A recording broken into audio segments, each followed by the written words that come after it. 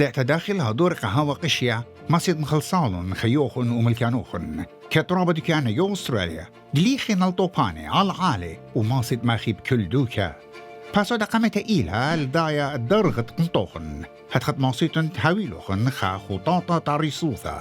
So before people start drafting their emergency plans, they really need to understand and know what their risk is. Do they live in a flood-prone area? Do they live in a storm-prone area? Do they understand what happens when it rains? Where does the water go? Does it go through their house, through their driveway, or through other areas that they'll normally commute through? أمين أيد خاميتون راكستا تاريسوثا مليثا قد انقوملو بشلوخن بريشة بيطوبانا ين سنيقتون اتشوقيتون لبيتا.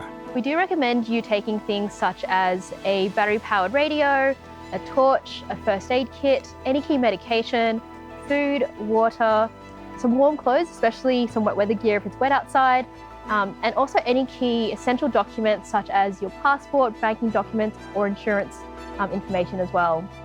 If you have any kids or pets with you, we do encourage you to also consider their needs. مرة عينا على هوالد هاوا وخضر النمو كانوا خن من قمخة على العالة تمزلون طرفة إيلاني من يوم زرابة وسيلون دمية اتمطراثة قرقزن ينصورون كل من دياني اتبلكي بيشي مبرخي جوها بعدانة بوخ خلاني ين لبلة مع البات دمية ترسلن كل خزداجت اتلقاروخن بخواشة براشش ميطة ينطليقي. So unfortunately, bad weather does bring with it some bad possibilities for your car. If you ever find it's a windy or a stormy day, please don't park your car under trees or anywhere near drains that may cause damage to your car. مخشخت جارك بيشا ديتها من قم خواقشيا سامزوتك نشياتي أستراليا كي بيشي زهر بيت خلمتت أريسوثا ات أغداني يانت قليمي يانت SES. We do door knocking. We go to individual households and we educate people with how to prepare, what to expect, and get ready to go if they need to.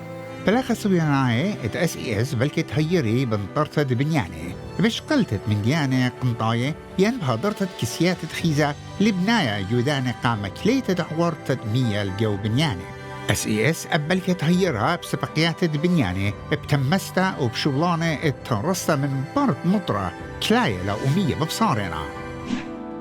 إن أختون يطيدون الطوبانة بتهاوي يودو كوخن شاني من ديانة طيمانة ينقنياني الجو أرعب شرمتا مضمن قشواوخن وخبيبوخن مودينا خطاطوخن طريسوثا من قمضانا وبوشن بياو شقال عمي بعدانة خريسوتا أبوه من ختيته كلها دامت بيتوتوخن يطعي مودي جارك تعودي بعدانة تخدع ريسوتا. We have heard stories where grandparents or other relatives who might not speak English well or at all have been left at home with the kids.